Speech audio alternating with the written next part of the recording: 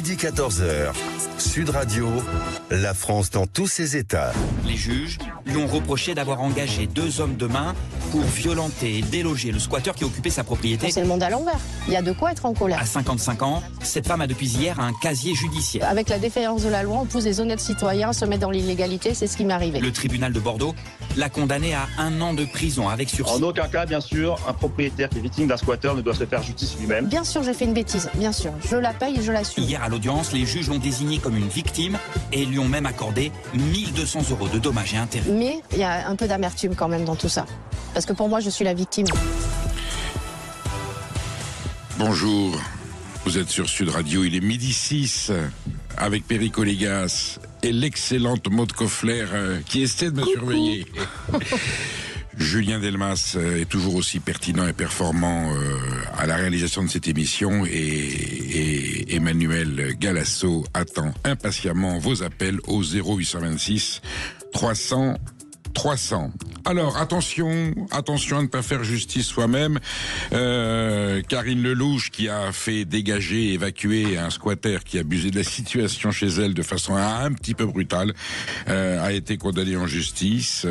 Voilà, 1 an de prison avec sursis. Mais quand même, la justice a voulu sanctionner fermement cette décision d'une particulière de résoudre elle-même le problème du squat, qui est une véritable tragédie aujourd'hui. En France, on ne compte pas les cas et des gens qui n'osent pas se défendre, puisque la loi est très précise et quelquefois très incomplète là-dessus. Donc on verra avec elle, avec Karine Lelouch, on l'aura en ligne, et puis on aura l'avis d'un juriste, d'un avocat, qui donnera ses recommandations dans ce genre de situation. Attention à ne pas aller trop loin dans la contravention de la loi. Les comparutions immédiates, c'est utile parce qu'on sait toujours la justice prend du temps à se mettre en place. Eh bien, il y a les comparutions immédiates, procédures qui sont souvent nécessaires. Elles peuvent, elles aussi, une comparution immédiate peut en cacher une autre. Elles peuvent, elles aussi, virer au cauchemar, et notre confrère Amaury Bucco nous citera quelques cas particulièrement douloureux.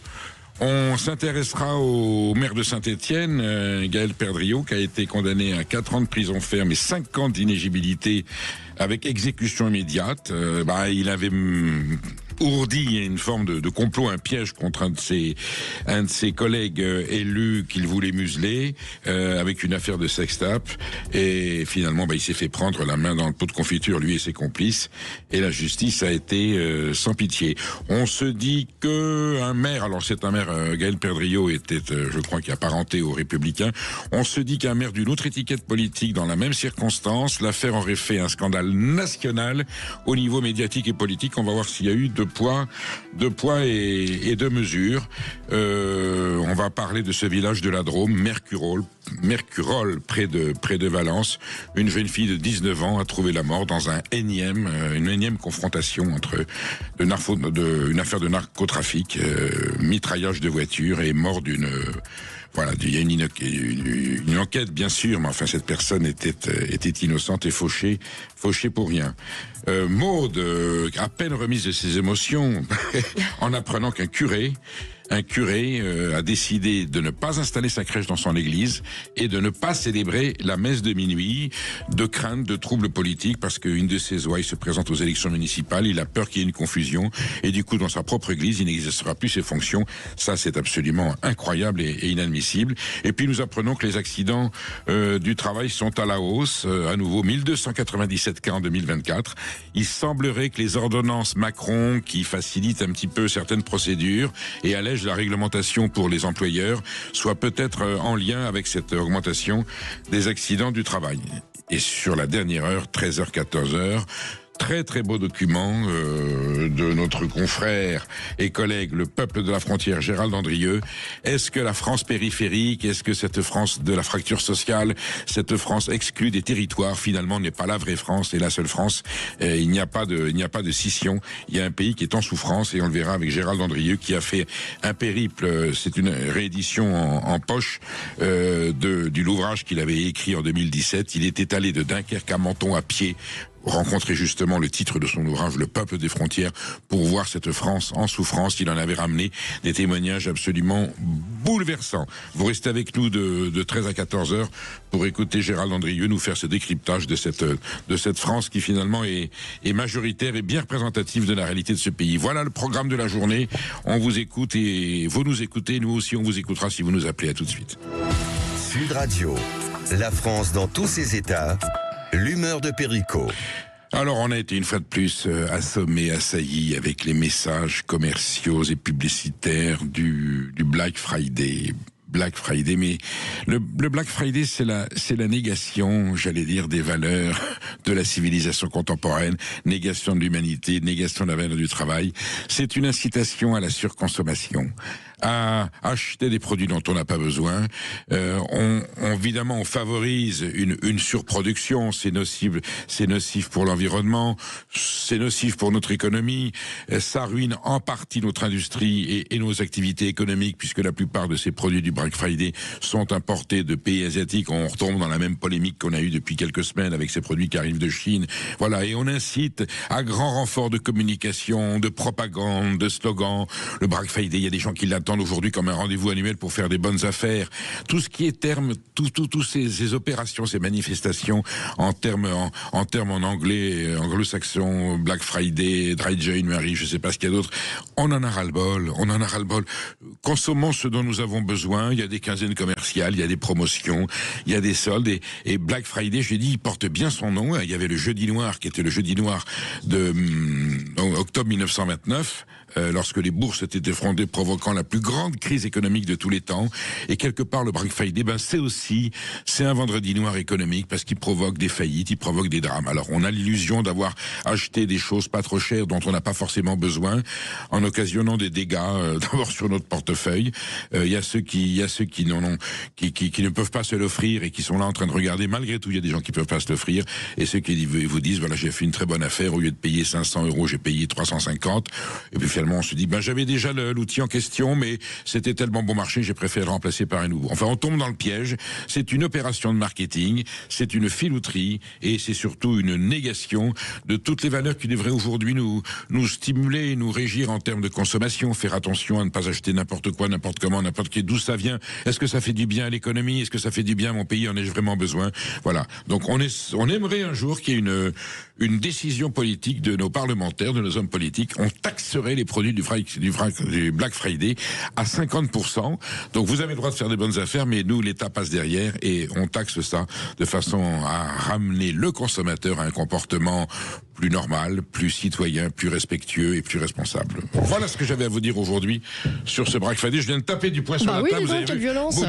Tout le studio a sauté. Non, mais vous voyez, ça met en colère, quoi, parce que ça passe, personne ne dit rien. Bon, vous restez bien avec nous, ne soyez pas en colère, écoutez-nous jusqu'à 14h, la France dans tous ses états. On attend vos appels 0826 300 300. À tout de suite sur Sud Radio. Sud Radio. Arracher sa propre maison aux mains d'un squatteur. C'est l'histoire de Karine qui n'y est pas allée de main morte puisqu'elle avait engagé 2 hommes pour déloger cet individu qui lui a carrément porté plainte pour violence. Pourquoi avoir voulu faire justice elle-même, vous demandez-vous? Parce que lorsque Karine a sollicité les gendarmes, ils lui ont répondu que le squatteur était légalement chez lui. C'est tout le drame et toute l'incohérence de nos lois. On en parle avec la principale concernée, Karine Lelouch, et avec l'avocat Romain Rossilandi. Bonjour.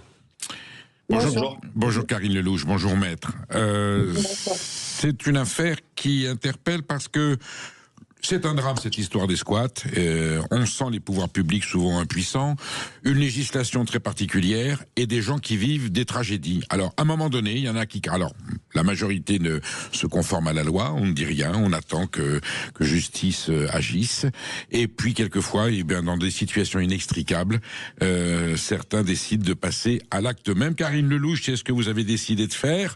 Vous avez pris les grands moyens, pour le dire. Vous avez contourné un peu la loi et vous avez été sanctionné pour ça. Vous avez été condamné à 1 an de prison. Comment s'est passé le procès? Que vous ont dit les magistrats?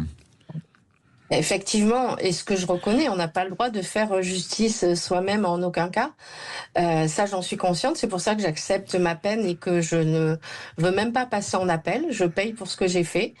Par contre, le problème, c'est que effectivement, il y a une loi.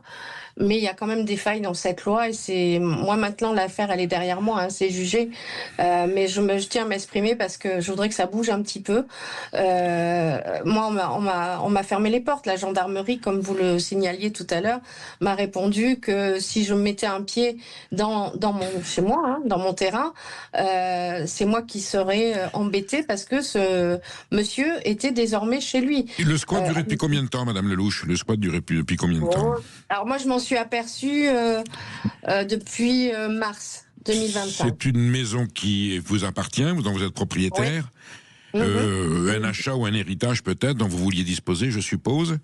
Alors, un héritage, et j'avais des frais de succession assez lourds à payer, et vu que c'était un projet immobilier, c'est des sommes qui sont assez importantes, et ça me permettait justement de régler ces fameux frais. Le squatteur s'est introduit tout à fait illégalement.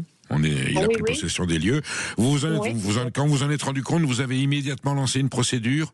Vous avez fait les démarches nécessaires auprès des autorités? Oui, tout à fait. J'ai porté plainte. Je me suis rapprochée du préfet et tout le monde m'a fermé les portes. Réponse. On vous dit quoi dans ces cas-là? Alors, on me dit que en fait, pour que ça marche, entre guillemets, que ça aboutisse, que ça aboutisse, il faut que ça soit fait par voie de fait, agression, enfin des choses comme ça, ce que moi j'étais incapable de prouver, et surtout qu'ils ont tenu compte des parole du squatteur qui a dit que la maison était ouverte, donc il s'était introduit. Et on a refusé ma démarche à cause de ça. Et moi, en aucun cas, par contre, on m'a demandé si la maison était ouverte ou fermée. Et c'est ça que je trouve un petit peu. Oui, il faut qu'il y ait effraction. Il faut qu'il y ait effraction. Il faut. Non, mais bon, effectivement. Alors, il y a des propriétaires négligents. Ça existe. Souvent des personnes âgées qui ne sont pas conscientes qu'on a une résidence secondaire un petit peu loin, et où ils ne vont que 2 ou 3 fois dans l'année. Tout le reste du temps, évidemment, cette maison est vulnérable. On sait très bien qu'il suffit de se faire livrer un produit d'une commande ou de se faire inscrire à EDF, et on sait que les procédures sont faciles pour légitimer la présence dans une maison dont on n'est pas propriétaire et de squatter de façon quasiment légale. C'est ça qui est aberrant. J'espère un jour, vu le nombre de cas cumulés depuis tant d'années, je suppose qu'un jour il y a déjà une législation qui s'est il y a 2 ans. Voilà. Pour autant, c'est pas suffisant. La juge a quand même eu pour vous, elle a quand même reconnu que vous étiez chez vous. C'est à se poser, c'est à se demander. Elle suggère. Alors, il suggère quoi? Il suggère quoi? Que vous n'ayez pas le droit de faire de cette façon. Je suis d'accord. Eux suggèrent quoi? Eux, ils suggèrent que, en fait, il faut attendre les procédures légales. Alors, comme je leur ai rétorqué, effectivement, moi, je suis passée par la procédure légale. Après, il aurait fallu que je paye un avocat.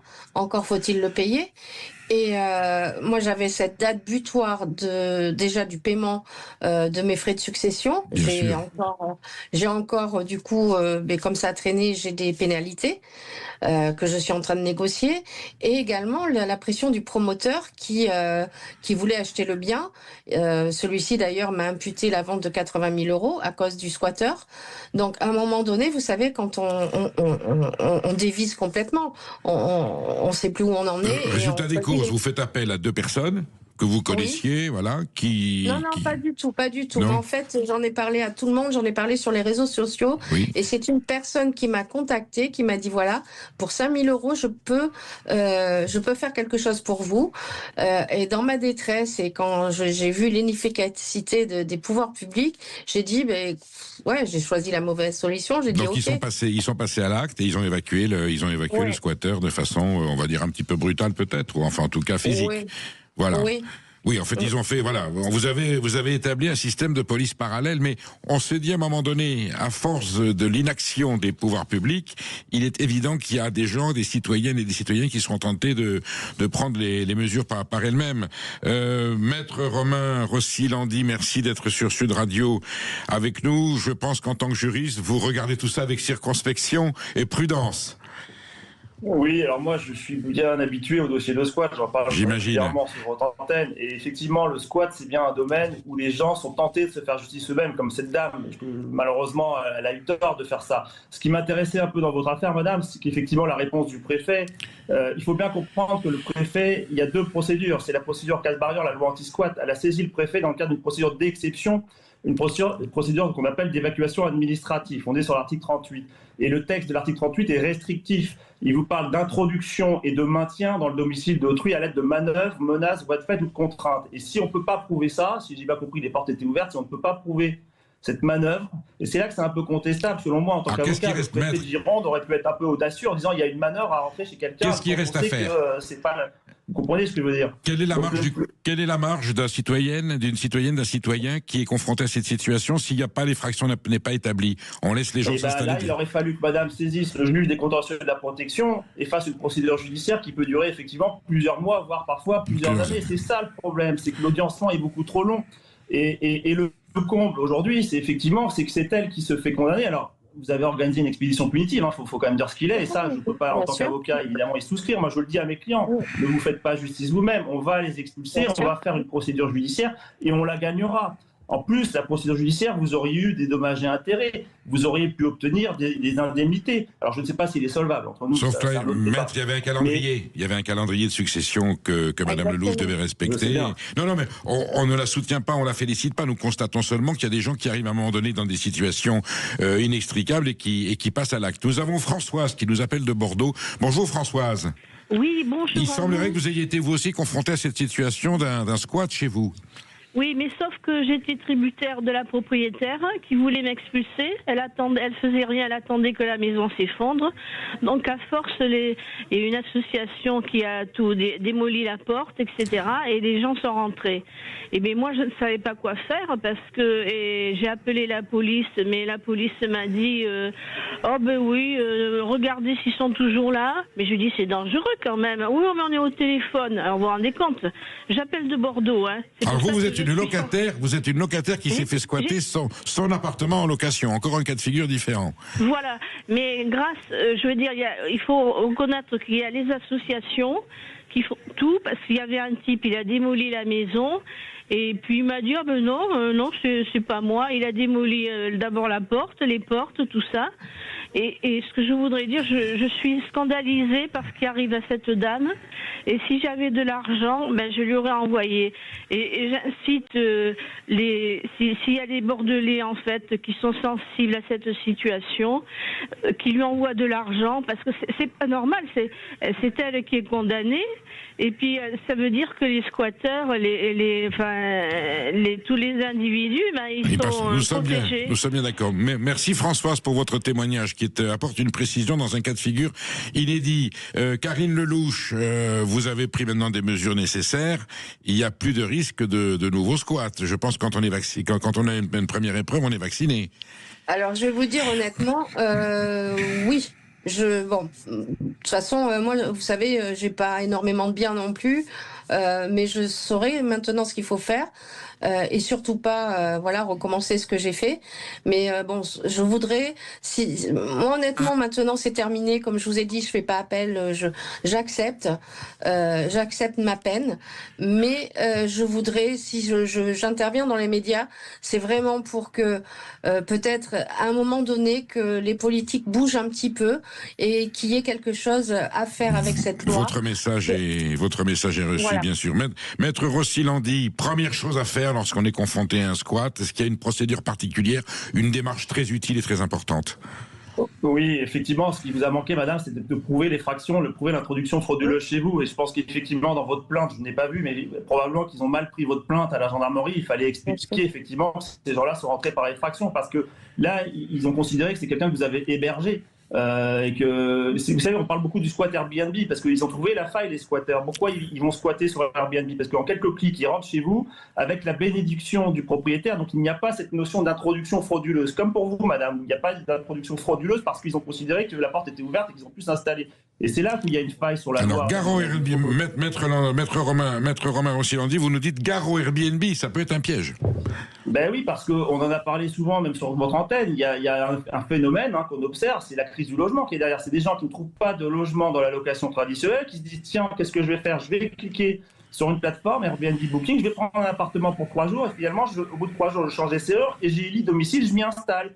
Et là, on ne peut pas bénéficier en tant que propriétaire de cette procédure accélérée dont je parlais, de la loi Kasbarian. On est obligé de passer par la procédure judiciaire traditionnelle qui va durer 18 mois, 24 mois. J'ai un dossier et j'en parle toujours parce que je le dénonce, ce dossier-là, l'audiencement à Longjumeau, 27 février 2027. Donc je dois attendre une audience, mon client attend 2027 pour avoir une audience pour enfin statuer sur son cas de squat. Lui aussi, il a envie de se faire justice lui-même, il a envie aussi de le sortir. Et je lui dis non, ne le faites pas. Évidemment. Merci Maître, merci Karine Lelouch d'avoir témoigné, merci Maître pour votre avis éclairant. Donc attention au squat, procédure immédiate et la bonne dénonciation sous la bonne forme pour éviter des ennuis supplémentaires. Merci à vous deux, bonne journée. Une fusillade dans un village, un curé qui ne veut plus célébrer la messe de Noël. On a pas mal de choses à traiter dans un instant, alors n'hésitez pas à réagir. 0826 300 300, à tout de suite. Midi 14h, Sud Radio, la France dans tous ses états. Et avant les perles, un petit jeu, Perico Légas. Alors il y a un petit jeu parce que Sud Radio a remis le sapin de Noël de l'an dernier. J'avais des doutes parce que j'ai vu notre directeur d'antenne Jean-Marie Bourdry avec une scie et une hache, et puis Pedro Diaz qui nous apprend à travailler correctement s'est mis une espèce de chapeau rouge avec des bottes et une barbe. Je me suis dit écoutez, c'est reparti, on va avoir des cadeaux de Noël. Et effectivement, si vous faites par SMS le 7 20 18 ou le 720 18 ou le 72 018, vous faites comme vous voulez, c'est 7 20 18 par SMS, vous envoyez sapin et vous pouvez avoir un cadeau. Alors je l'ouvre là, vous savez, comme dans les cérémonies, dans les grands jeux. 2 forfaits de ski pour la station Péragude. Mais Péragude, c'est sublime. Péragude, c'est la station de ski du département des Hautes-Pyrénées, de la Haute-Garonne, et c'est à cheval. C'est près de chez Julien Delmas, notre réalisateur, un petit peu plus à l'ouest, vers chez moi, vers le Pays Basque et les belles Pyrénées. Un domaine skiable de 51 pistes. Ça veut dire que vous pouvez y aller à 51, pas 52 parce qu'il manquera une piste. Vous allez à 51, vous vous occupez totalement le terrain. En tout cas, voilà. De très très belles fêtes de Noël. Un beau séjour au ski grâce au cadeau de Sud Radio, le sapin Noël. Et oui, à Sud Radio, il y a des sapins Noël parce que les sapins, ils sont pas que dans le nord, ils sont aussi dans le sud. Voilà, dans le sud des Alpes. Voilà. Et on vous souhaite bonne chance. Je vous redonne le code secret. Vous faites un SMS 7 20 18 et vous tapez sapin.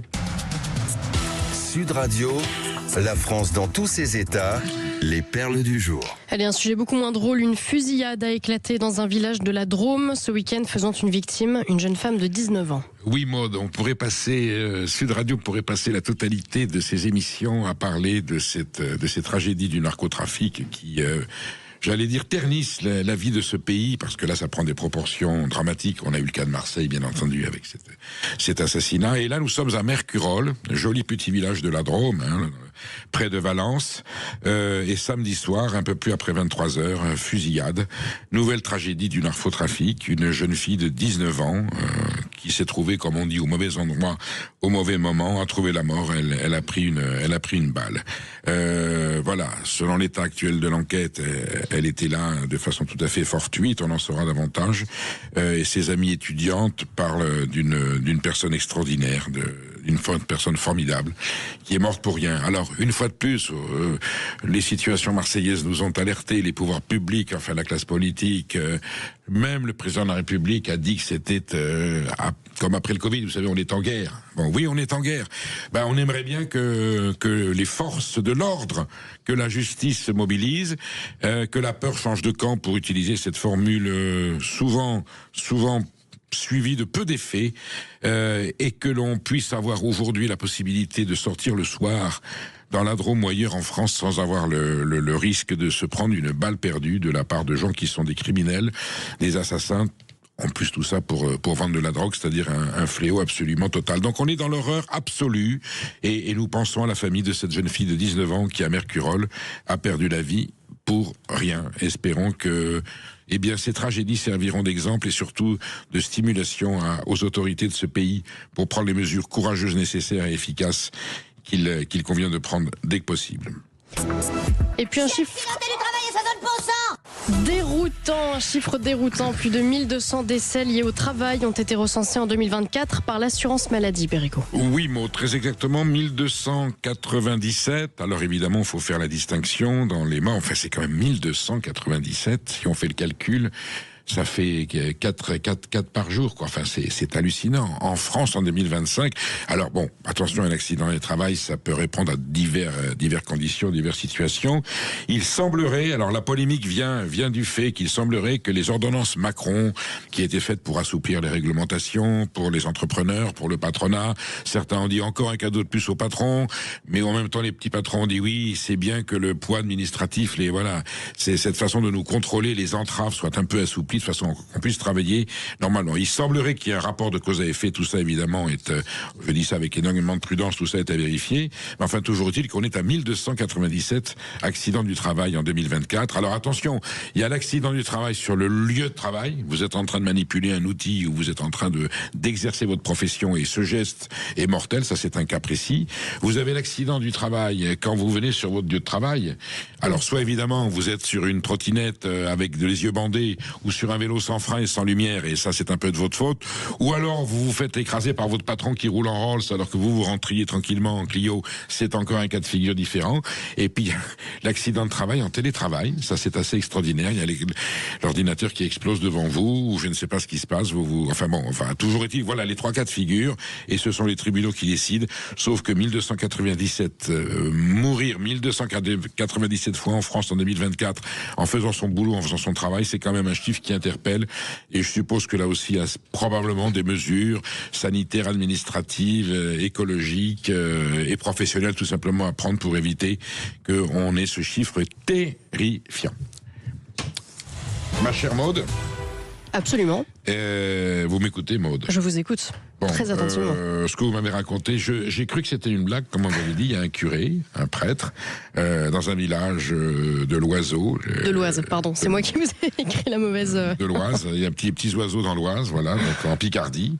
Eh bien, les habitants de ce village, c'est... Est-ce qu'on a le nom du... C'est Avrechy, ouais. Moi, je vois où est Avrechy. C'est un très joli village. Eh bien, le curé a décidé qu'il n'y aurait pas de crèche et pas de messe de minuit. Non, mais c'est pas possible. Je vous crois pas. C'est difficile à croire, et c'est pour une raison digne de Pépin et Don Camillo. En fait, l'organisateur des fêtes de Noël à Avrechy a décidé de se présenter au municipal face au maire sortant. Jusque-là, rien de grossier. Mais pour ne pas tout mélanger, pour rester neutre et ne pas froisser ni sa communauté paroissiale, ni la municipalité, le curé, lui, a carrément décidé d'annuler la crèche et la messe de l'Avent, ce qui, pour un prêtre, fait un peu tâche quand même. Mais il y a un évêque, c'est l'évêque de Beauvais, me semble-t-il. Le diocèse ne dit rien. Eh bien, les habitants ne comprennent pas trop ce qui se passe, et le diocèse a bien sûr été saisi. Il faut dire que renoncer à son sacerdoce au nom de la politique, c'est moyen. Mais le diocèse a été saisi par Jean-Charles Lefebvre, l'organisateur des fêtes de Noël, le fameux, et donc candidat face au maire, qui s'est même engagé à se mettre en retrait de l'organisation pour ce Noël. Il regrette qu'on ne puisse pas plus être élu et chrétien, sachant qu'il est déjà aujourd'hui conseiller municipal dans l'opposition, et que jusqu'à présent, ça ne semblait poser problème à personne. Le curé, lui, souhaite préserver son église des influences politiciennes, dit-il. Dommage que dans le même temps, il condamne ses fidèles à rester aux portes de la maison de Dieu, qui, sauf erreur de ma part, lui n'a jamais fait le tri entre les rouges et les bleus. Alors je peux vous dire, l'affaire hallucinante. Hallucinante. Monsieur le curé, vous êtes dans l'erreur. L'église est un lieu privé. On a les lois de 1905. Vous êtes en pleine laïcité. Le fait que vous mettiez une crèche et que vous célébriez la messe de minuit le 24 décembre 2025 ne contredit en rien. Au contraire, c'est en ne le faisait pas que vous vous mettez en porte-à-faux presque avec la loi. Ce sont deux choses totalement différentes. Alors ce n'est pas parce que quelqu'un de proche de vous, responsable des fêtes de Noël, s'est engagé dans une action municipale, mais c'est une action républicaine, citoyenne tout à fait normale. Et que le chrétien s'engage dans la cité, c'est même dans la Bible, d'une certaine manière. Donc, mais bien entendu, les valeurs de l'évangile, il pourrait même faire campagne là-dessus. Et de là à se dire, oh là là, ça va susciter des dissensions dans le village. C'est vous dire le climat de tension, d'animosité, quelque part de haine qu'il peut y avoir dans une petite commune comme Avrechy, pour que le curé décide de ne pas pas la crèche et pas dans l'église. Je parle pas de la mairie, je parle pas d'un lieu public. Enfin bon, on tombe des nues. On tombe des nues. Je voudrais qu'on suive, Maud, vous suivez cette affaire. Éventuellement, on se délocalise à Avrechy et nous ferons nous-mêmes la messe de minuit. Une crèche vivante, je ferai l'âne et vous ferez le bœuf. Ah ben j'allais vous suggérer. On fait ça voilà, je l'ai fait avant vous parce que je voyais le truc venir quand même. Bon, et puis Julien fera la Vierge Marie et Emmanuel fera le Saint-Joseph. Voilà. Et on apprenait ce matin la condamnation du maire de Saint-Étienne, coupable de chantage à la sextape. Oui, Gaël Perdriau, maire apparenté républicain ou républicain, je crois, de Saint-Étienne, avait ourdi une forme de complot contre un de ses anciens adjoints, un rival qui s'appelle Gilles Artigue. Il avait été piégé dans une scène, une situation très intime avec caméra. Et on est allé voir cet élu en lui expliquant que voilà que si il n'avait pas un certain comportement, s'il ne se muselait pas, eh bien la scène serait diffusée. Ça, c'est digne de ce qui se passait dans la Deuxième Guerre mondiale, ou avec le KGB, le NKVD, enfin un système d'espionnage. Total, l'affaire est sortie, bien entendu. Gaël Perdriau est passé au tribunal. Il a été condamné donc à 4 ans de prison ferme et 5 ans d'inéligibilité avec exécution immédiate. Ça veut dire qu'il y a eu un aménagement différé de son incarcération, mais il ira en prison. Il a fait appel. Il est donc aux yeux de la loi présumé innocent. L'affaire est quand même gigantesque. On peut seulement se dire que si cette affaire de sextape ou sextape, je sais pas comment on dit, s'était produite ailleurs, dans une autre ville, avec une autre étiquette politique, je pense que l'affaire aurait pris la dimension d'un scandale national, avec des conséquences judiciaires et politiques tout à fait retentissantes. Mais quand ça se passe à Saint-Étienne avec un républicain, c'est un fait divers comme les autres. Tout ça est très imprenant. Il y a une échelle d'information quand même qui nous dérange à un moment donné, ma chère. Oui. Et pour rester dans le même thème et pour sourire un peu, Sébastien Chenu, le vice-président de l'Assemblée nationale et député du Rassemblement de l'Assemblée, et député du Rassemblement national, a commis un joli lapsus ce week-end. Partout, il y a du monde dans les réunions publiques, il y a du monde dans les soirées Beaujolais, il y a du monde dans les soirées dans les soirées chemsex, ça n'a rien à voir avec nos réunions militants, il y a du monde partout. Voilà, il y a du monde partout, et ça n'a rien à voir. Mais c'était assez rigolo, ça fait le tour des réseaux sociaux, et je tenais bien sûr à ce que nos auditeurs entendent ce petit lapsus. No comment, ma chère Maud. Allez, si vous n'avez jamais assisté à des comparutions immédiates, le journaliste Amaury Bucco l'a fait pour vous, on l'accueille dans un instant sur Sud Radio, à tout de suite. Sud Radio, la France dans tous ses états. Avez-vous déjà assisté à des comparutions immédiates, cette procédure pénale française qui permet de juger très rapidement une personne après son interpellation? Entre 2001 et 2024, le nombre de comparutions immédiates a presque doublé, passant de 31 000 à plus de 60 000 affaires annuelles, et parfois des affaires cocasses. Le journaliste police-justice de Valeurs Actuelles, Amaury Bucco, a assisté à certaines de ces comparutions, et je crois que ça en valait la peine. Bonjour Amaury Bucco. Bonjour Amaury, rappelez-nous rapidement quelle est la procédure pour qu'il y ait comparution immédiate. Ça relève de quelle autorité? Alors, les comparutions immédiates, ce sont les magistrats qui décident de cela quand il y a une interpellation d'une personne pour un fait relativement simple qui ne nécessite pas d'investigation très longue. Quel magistrat? Les procureurs en l'occurrence. Donc le parquet. C'est le parquet exactement, donc on interpelle la personne, on estime que les faits sont plutôt simples, parfois même la personne a plus ou moins avoué. En tous les cas, les faits sont simples et donc on décide à l'issue de sa garde à vue de le déférer et de le juger très rapidement, dans un délai très court, pour à la fois le condamner rapidement, mais aussi pour éviter qu'il du coup recommence. Quel genre de délai? 2 jours, 3 jours, plus que moins? À l'issue de la garde à vue, souvent c'est le lendemain. Ah oui, la garde à vue s'achève, les mises en cause sont déférées, sont placées au dépôt le temps d'être jugées, mais c'est très rapidement. C'est finalement après les faits, c'est 2-3 jours après les faits. Et ce qui est intéressant évidemment dans ces comparutions immédiates, c'est que c'est une plongée immédiate dans les maux de notre société, puisque c'est vraiment la petite et la moyenne délinquance que l'on retrouve le plus. C'est celle qui encombre les tribunaux, celle qui gâche aussi un peu la vie des Français. L'autre point intéressant, évidemment, c'est le profil et les discours des personnes que l'on retrouve dans ces comparutions immédiates. Alors évidemment, presque toutes les personnes nient les faits, mais j'allais dire comme dans tous les tribunaux. Pourtant, ils ont été pris en flagrant délit pour certains. Voilà, alors certains nient, d'autres disent « je ne me souviens pas » ou ils ont toujours leur version des faits. Il y a beaucoup de récidivistes, ça c'est ce qu'on retrouve aussi habituellement dans les tribunaux. Et il y a une surreprésentation des étrangers qui se traduit notamment par la présence quasi systématique d'interprètes. C'est une chambre spéciale ou c'est le tribunal de justice? Ou il y a une chambre spéciale? Non, c'est le tribunal correctionnel. Tribunal correctionnel. Non, c'est des chambres, oui, c'est des chambres spécifiques, mais c'est le tribunal correctionnel. C'est le tribunal correctionnel. C'est pas les crimes, c'est vraiment le tribunal correctionnel. des faits relativement graves. Et donc j'y suis allé mardi 25 novembre dernier et j'ai assisté à 3 affaires que je vais vous raconter. Ça va vous donner une petite idée de ce qui se passe là-bas. Alors, la première affaire, il y a donc un interprète en langue arabe qui est là. Le premier homme à être jugé, donc, c'est Hossein El, un Tunisien âgé de 35 ans. Il est SDF. Et il lui reprochait entre décembre 2024 et septembre 2025 d'avoir frappé son ex-conjointe qui est placée en foyer. Il lui a notamment pris son badge, sa carte bancaire, il l'a frappé avec une matraque télescopique, roué de coups de poing, de coups de pied. Et pourtant, il avait déjà été condamné pour les mêmes faits. D'ailleurs, la victime dira, il m'a tapé comme d'habitude, il m'a défoncé. La première plainte de la victime était en 2023 et pour ces faits, cet homme avait été condamné en 2024 à 1 an de prison et 3 ans d'interdiction d'approcher la victime. Mais donc, il l'a revu malgré tout. Elle-même avoue qu'elle a accepté de le revoir, qu'elle est même retombée amoureuse et c'est comme ça qu'elle s'est fait tabasser à plusieurs reprises dans son foyer et elle dit ceci auprès des policiers: j'aimerais qu'il arrête de me taper, je suis défigurée. Résultat des courses. Voilà, la victime s'appelle Aurélie. Alors le parquet demande 3 ans de prison avec maintien en détention, une interdiction du territoire français pendant 5 ans. L'avocat de la défense, évidemment, fait valoir le profil de la victime qui dit que c'est une personne qui se drogue et donc que en fait cet homme serait son ancien conjoint serait revenu la voir pour lui vendre de la drogue, mais donc c'était aussi à la demande de la victime. Donc là, on est vraiment dans les bas-fonds de la société, j'allais dire. Et finalement, il trouve que la peine est trop longue. Il est entendu, l'avocat de la défense, par le tribunal qui le condamne finalement à 2 ans de prison avec maintien en détention, interdiction de contact avec la victime et une interdiction du territoire français de 5 ans, ce qui est plutôt à saluer parce que c'est assez rare que des interdictions du territoire soient prononcées. Jusque-là, rien d'anormal. Jusque-là, rien d'anormal, tout à fait. Mais c'est pour vous donner une petite idée. Alors là, la deuxième affaire, j'allais dire,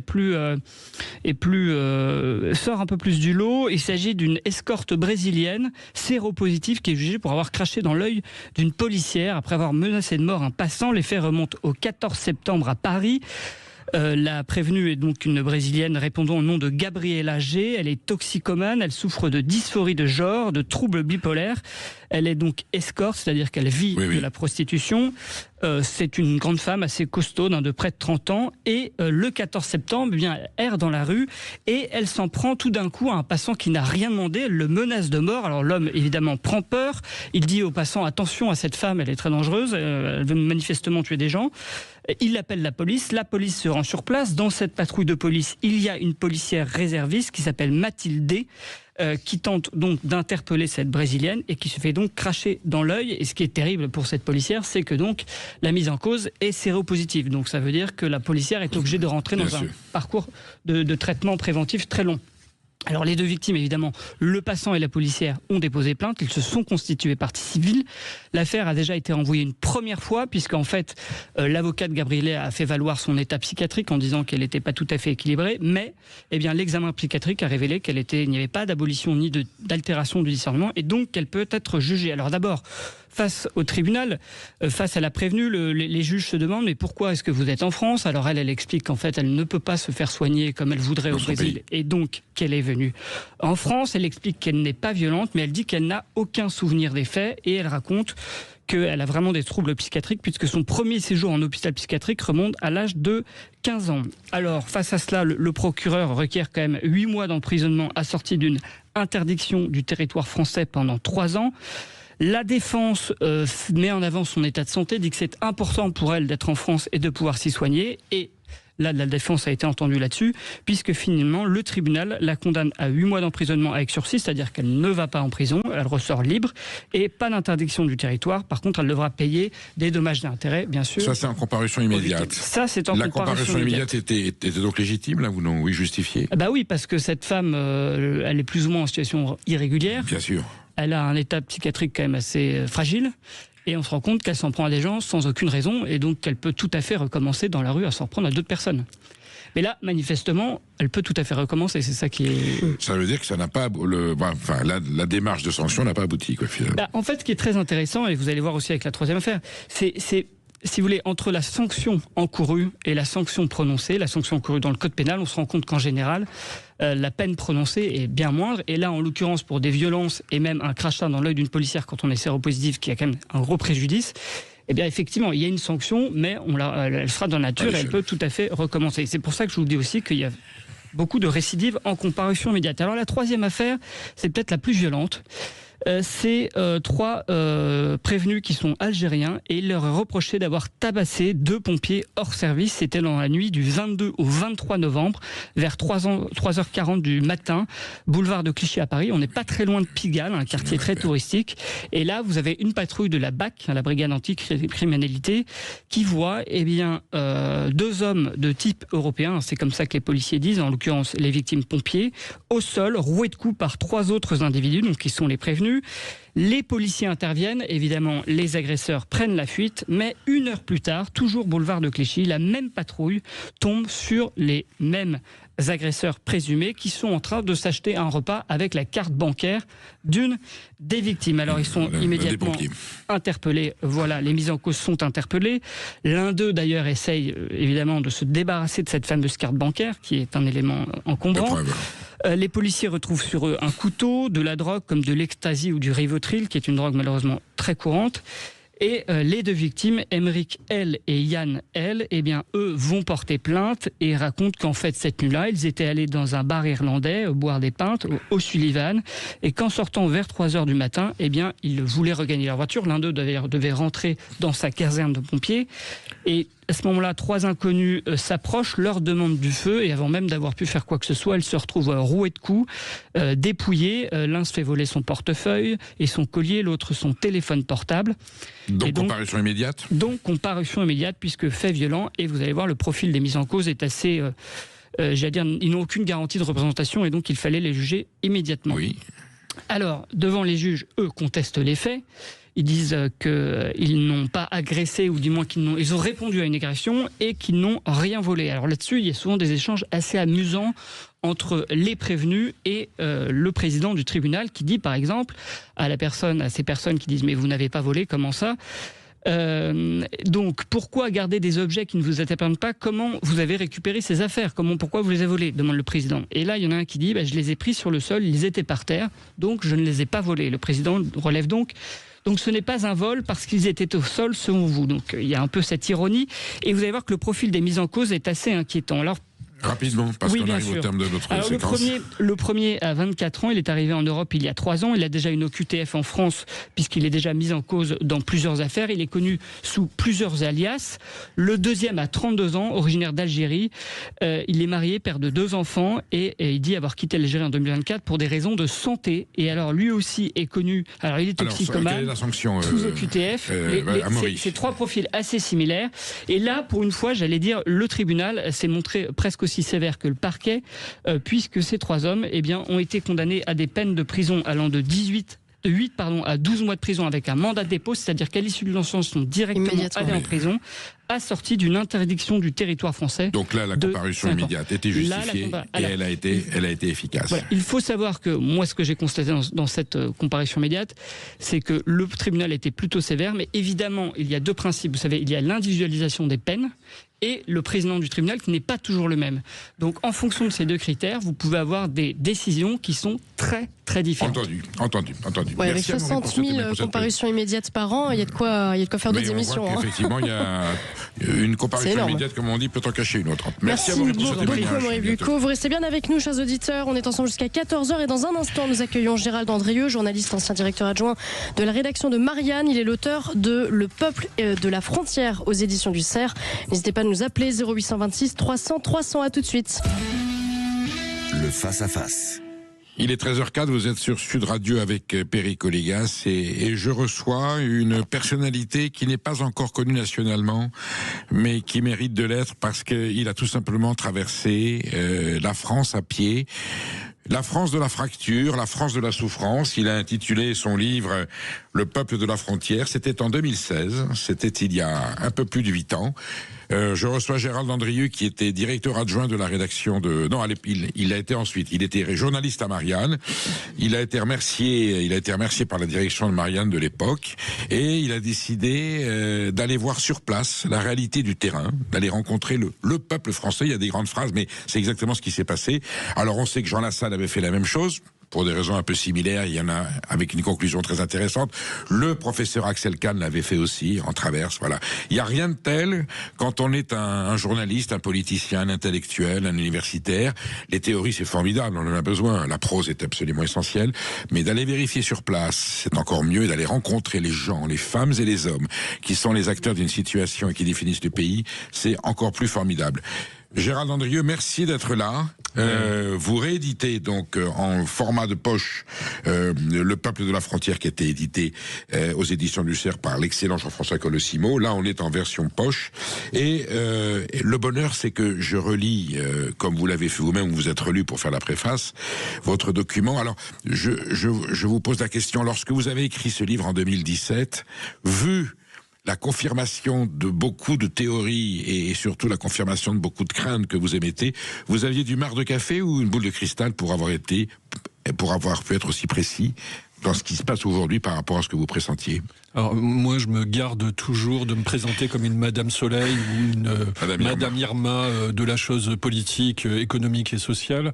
Et il se trouve que mon éditeur a eu le culot et la bonne idée de mettre en 4e de couverture une phrase disant peu ou prou, vous verrez que ce peuple qu'a rencontré Gérald Andrieux se fera entendre pendant le premier quinquennat d'Emmanuel Macron. Et en réalité, évidemment, il s'est fait bien entendre 1 an pile poil après la sortie du livre, au moment du fameux mouvement des Gilets jaunes. Mais moi, je n'imaginais pas que ça prendrait cette ampleur, et d'ailleurs qu'il y aurait une explosion sociale comme celle-là. Il y a prémonition quand même de votre part. Quand vous écrivez en 2017, vous faites des conclusions dont on se doute qu'elles vont aboutir à un moment donné à un phénomène.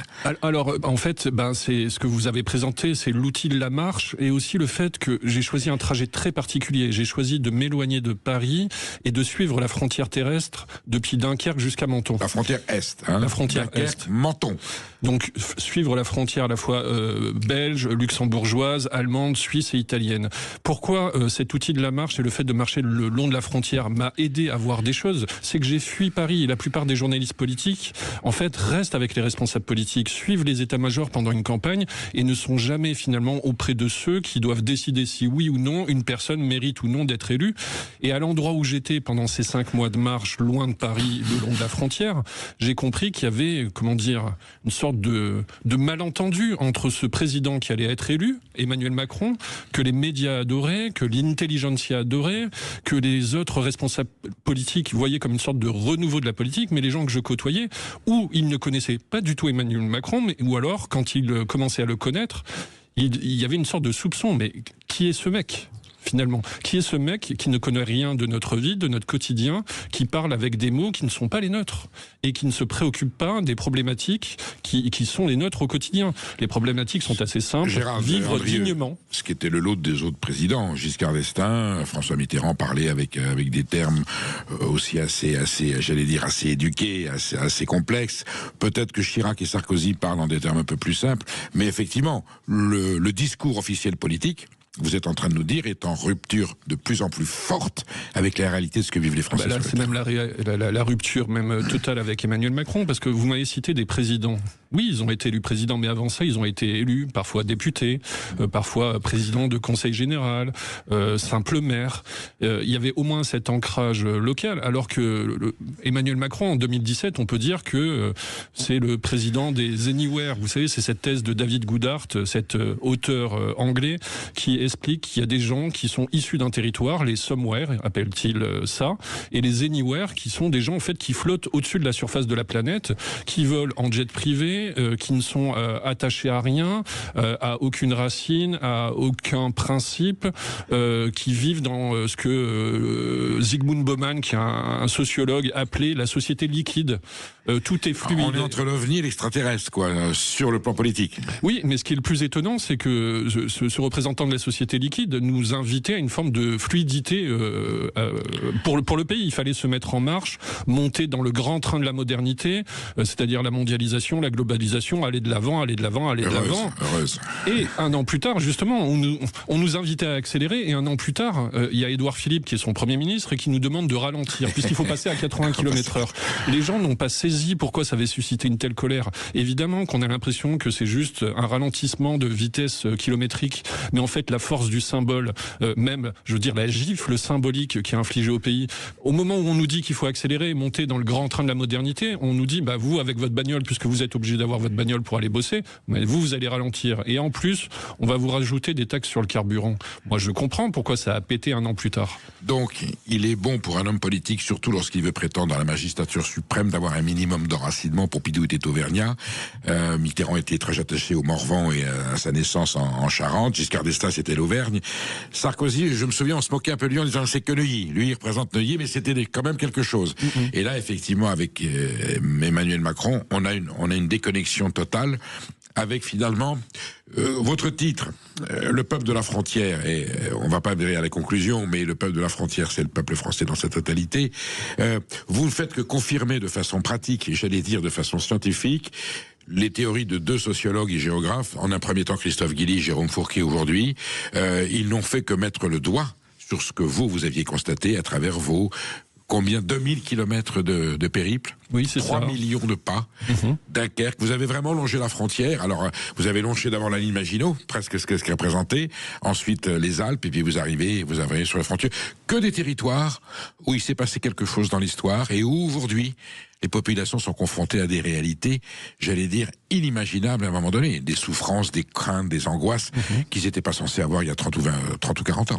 On m'a souvent demandé pourquoi j'avais pas fait la façade atlantique. Attendez, c'est le tome 2. Oui, peut-être. Mais j'aurais longé la façade atlantique, évidemment que les préoccupations n'auraient pas été les mêmes. Il y a une France de l'Est, une France de l'Ouest, une France de l'Ouest qui est une France du ça va pas trop mal. Je dis pas que ça va bien, je dis ça va pas trop mal comparé à la France de l'Est. Et puis cette ouverture sur la mer, souvent les géographes l'expliquent, ça crée des populations bien plus ouvertes. Tandis que quand vous vivez en Alsace, vous savez ce que c'est que l'invasion, vous savez ce que c'est que les drames. Et le long d'une frontière, il y a une culture, une histoire qui s'ancre parfois dans les drames. Et moi, les villes et les villages où je suis passé, c'est les villes du Nord et de l'Est. Et c'est les villes qui ont vécu de plein fouet un autre drame qui n'est pas la guerre, mais qui est une sorte de conséquence de la guerre économique induite notamment par l'Union européenne. C'est la désindustrialisation. Quand vous êtes, par exemple, moi, une ville qui m'est très chère, où je me suis arrêté, et j'en parle à nouveau dans la préface, c'est JV, dans les Ardennes. C'est avec tout la société au bout Celatex. Celatex, c'est une usine incroyable. C'est un symbole dans votre livre. C'est oui, vraiment c'est un symbole. C'est le fleuron, c'est un des fleurons. Et ça devrait même être le symbole de tous les responsables politiques. En 2000, cette entreprise ferme. C'est une filature qui faisait non pas du fil pour faire des vêtements, mais du fil assez technique. Et vous avez 153 employés qui se retrouvent sur le carreau. Pourquoi c'est symbolique ? Parce qu'en 2000, quand ça ferme, la gauche plurielle est au pouvoir. Vous avez Jean-Pierre Chevènement qui est à l'intérieur, Martine Aubry au travail et Dominique Voynet à l'écologie. Et la gauche va exploser sur l'histoire de cette usine. Pourquoi ? Parce que pour la première fois, les employés de Celatex vont user d'un moyen pour faire parler d'eux. Ils vont menacer de faire exploser eux-mêmes leur usine. Je me souviens. Et de mettre des produits nocifs dans la Meuse, même. Alors, ils ont menacé, puis ils ont déversé de l'acide, non pas dans la Meuse, mais plutôt un affluent de la Meuse, parce qu'ils avaient quand même conscience de ce qu'ils faisaient, et c'était à dose minimale. À l'époque, c'était moins perçu comme négatif pour l'environnement. Et ils ont réussi à faire parler d'eux, mais en fait, l'usine a tout de même fermé en 2000. Ils ont eu des indemnisations un peu plus élevées que la normale, mais quand vous allez sur place, une usine qui employait autant de gens dans une commune de cette taille-là, ça a des répercussions pas simplement symboliques, économiques et sociales, mais même sanitaires. Vous avez des gens qui se sont foutus en l'air. Quand une usine ferme, vous avez des gens qui se foutent en l'air. Votre connaissance, à l'époque, qui s'appelle Nicole, vous écrit et elle vous dit, Gérald, ça y est, c'est fini, c'est fermé. Oui, j'ouvre la préface sur le message qu'elle m'a envoyé il y a quelques mois. Ça y est, l'usine est totalement détruite. Merci d'être venu nous voir. Qui a un message très touchant. Et derrière, elle me renvoie un deuxième message en me disant « Et désormais, c'est une ferme photovoltaïque à la place. » Et on a l'impression que cette phrase, elle vient clore... Elle dit tout. C'est une sorte de pierre tombale sur le caveau qui était cette usine.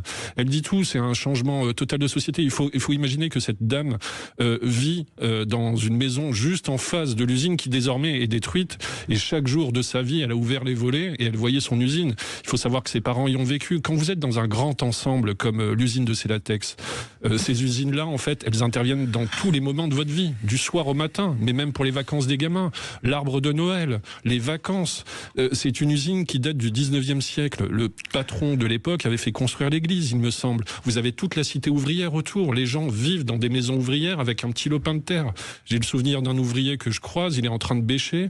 Je lui pose des questions sur ses latex. Il me dit, moi j'y ai passé qu'un an, mais j'ai morflé.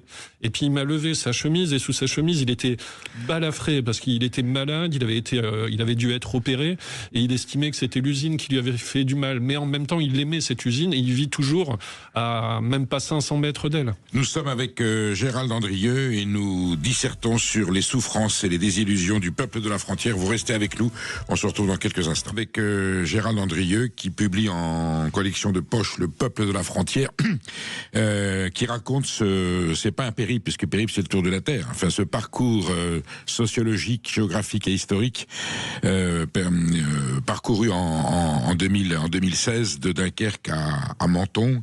Gérald Andrieux a traversé des territoires, on dit territoire justement, on va revenir sur le concept de territoire. Il a traversé des pays avec des gens, des femmes et des hommes qu'il a rencontrés, chez qui il est allé, chez l'habitant, et qui ont témoigné à l'époque, se sont confiés à lui. Et 8 ans plus tard, après cette réédition en collection de poche, dans sa préface, Gérald Andrieux fait le bilan de ces 8 années. Hélas, et il s'en réjouit pas, ce qu'il craignait s'est avéré. Ce document, j'allais dire Gérald Andrieux, c'est un peu le testament de la Macronie. C'est la première homélie funèbre écrite 8 ans avant la mort du personnage. C'est extraordinaire. Il y a une phrase, et je me souviens de votre campagne à l'époque, il y a une phrase qui me traumatise, mais vous êtes sur France Info, et un des journalistes qui vous reçoit pour la promo de votre bouquin, mais c'est une situation que nous connaissons beaucoup en ce moment, vous dit, est-ce que vous êtes bien conscient que ce livre va dans le sens, roule pour un certain parti, va faire du bien à une théorie, autrement dit, on vous reproche de prendre le thermomètre et de dire le gamin a 39. On me reprochait de travailler pour ce qui devait être encore le Front National, et qui désormais s'appelle le Rassemblement National, parce que pour cette grande voix du service public, je n'écris pas son nom dans la préface, mais s'intéresser aux villes petites et moyennes, à la France rurale et périphérique, c'était faire le jeu du FN. Alors déjà, moi, ce qui m'amuse, c'est qu'on fait jamais le jeu d'Emmanuel Macron, on fait jamais le jeu du MoDem, on fait jamais le jeu du PS, mais on fait toujours le jeu du FN. Incroyable. Et puis en réalité, moi, je me fous bien de savoir à quoi vont servir mes écrits, s'ils vont être utilisés par des responsables politiques, s'ils le sont et s'ils sont récupérés par tout le monde, ça me va très bien. Parce que moi, je me suis intéressé non pas à la France qui nécessairement vote RN, je me suis intéressé à la France.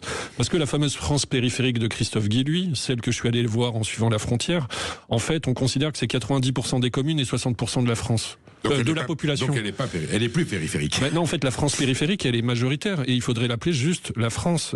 Alors, le terme de France périphérique est très intéressant parce que Christophe Guilluy a réussi à imposer cette thématique dans le débat public. Donc, il faut le remercier pour ça parce qu'il a mis un nom sur des gens et des situations.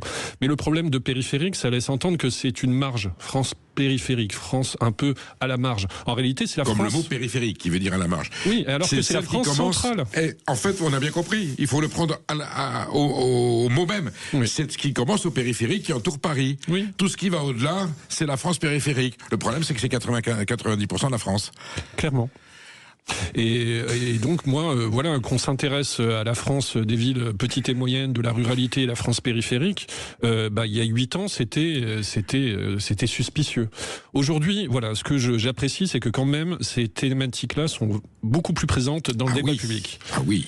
Elles sont très présentes, mais justement, vous évoquiez le mot de territoire, elles sont tellement présentes qu'elles sont devenues caricaturales. Tout est territoire, alors rien que le mot territoire, ça ne veut rien dire.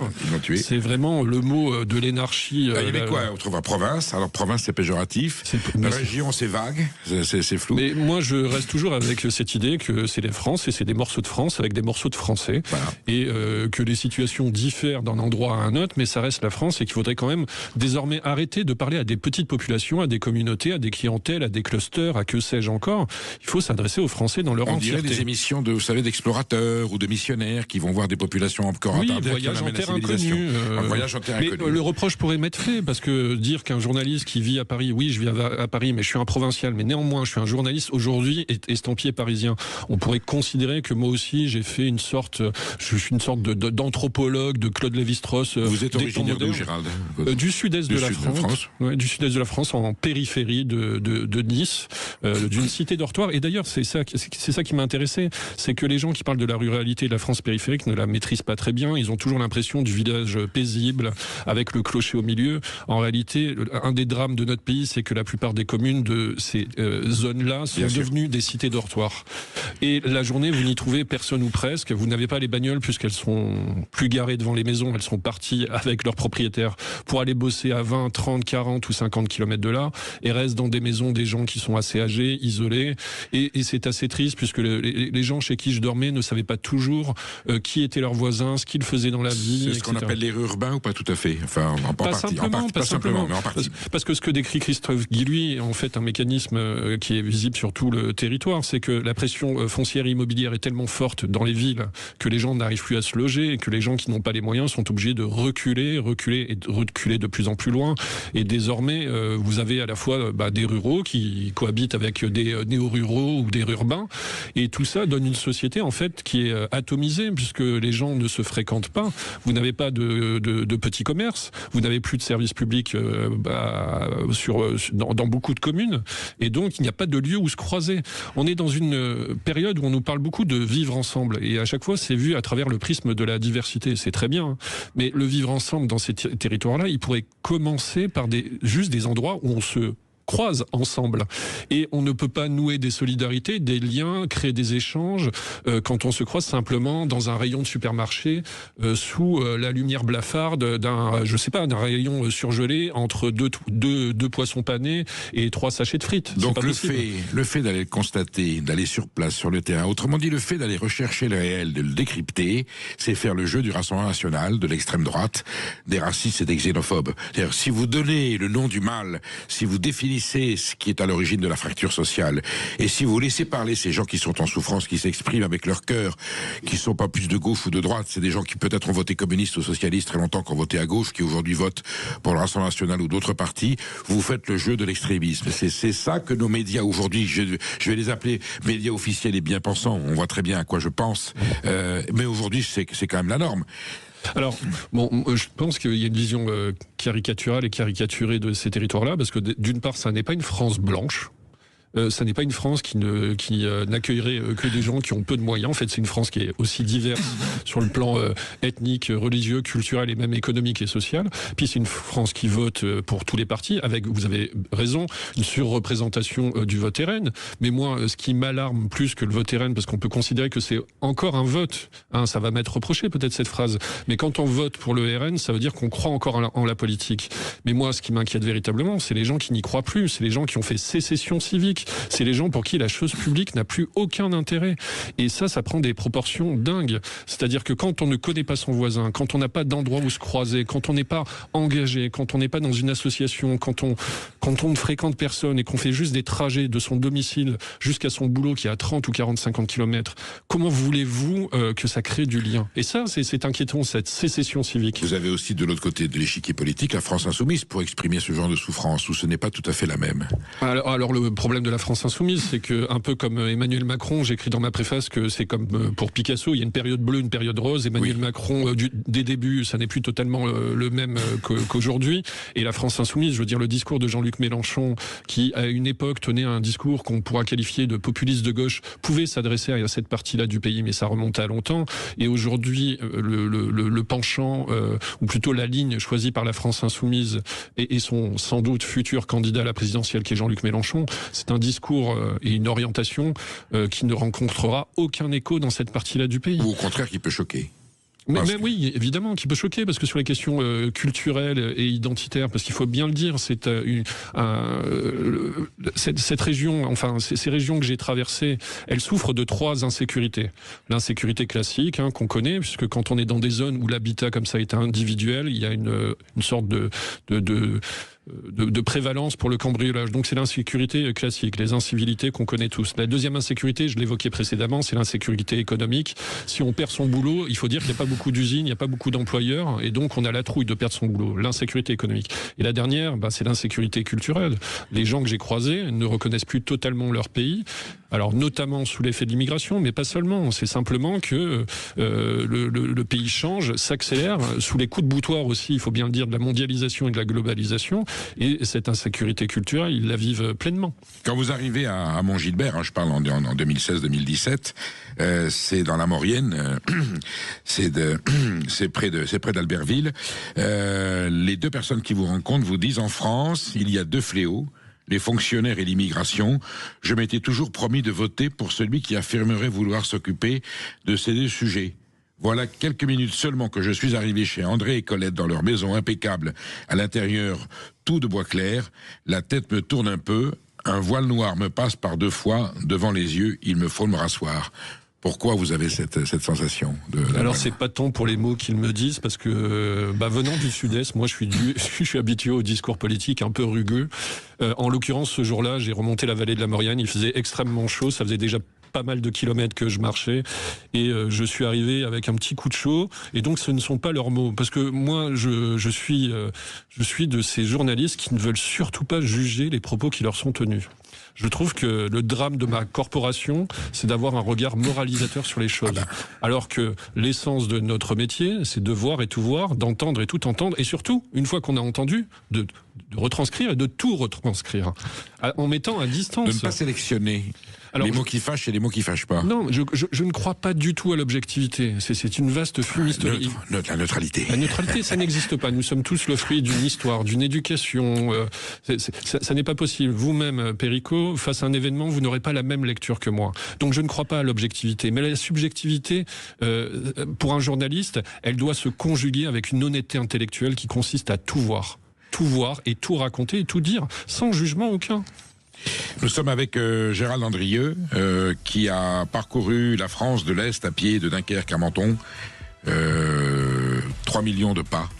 3 millions de pas et une somme de témoignages gigantesque.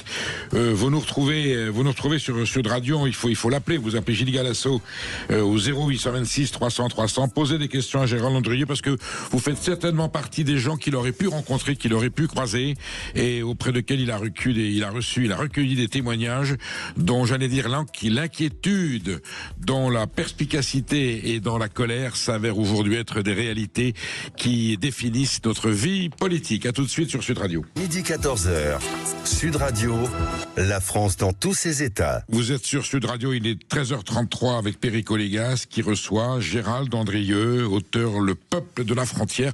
On va revenir sur ce thème, Gérald Andrieux, Le Peuple de la Frontière. Il est la conclusion de votre voyage pédestre en 2016-2017 de Dunkerque à Menton. Vous êtes allé à la rencontre des Françaises et des Français en traversant, j'allais dire, des territoires, des régions confrontés à la mondialisation, destruction du réseau économique, disparition de l'industrie, enfin, tous les thèmes qui aujourd'hui sont dans la bouche de tous nos commentateurs, de tous nos observateurs, avec des termes qu'ils n'auraient pas utilisés quand vous avez écrit ce bouquin. Aujourd'hui, ils sont tous un peu souverainistes, il faut tous réindustrialiser, il faut aller rencontrer la France qui souffre, la France qui pleure, la France qui se sent abandonnée, trahie et oubliée. Oui, vous l'aviez-vous dit, et comme d'autres, vous n'êtes pas les seuls évidemment, mais vous l'aviez dit parce que vous étiez allé les voir. Ah, le roi est nu. Et tout d'un coup, Gérald Andrieux a trouvé que le roi est nu et tout le monde dit faudrait peut-être habiller le roi qui commence à être nu. Quel est l'un de vos souvenirs le plus prégnant de cette démarche? Vous avez parlé de JV tout à l'heure avec Nicole, donc c'est Latex. Est-ce qu'il y a un autre cas, un autre territoire, une usine qui a fermé, des gens qui étaient vraiment dans la détresse, qui étaient désespérés? Alors, il y a un autre endroit qui m'a marqué, parce que ça m'a permis d'interroger ce qui était la frontière. Et cet endroit, c'est Modane, qui est une commune à la frontière franco-italienne.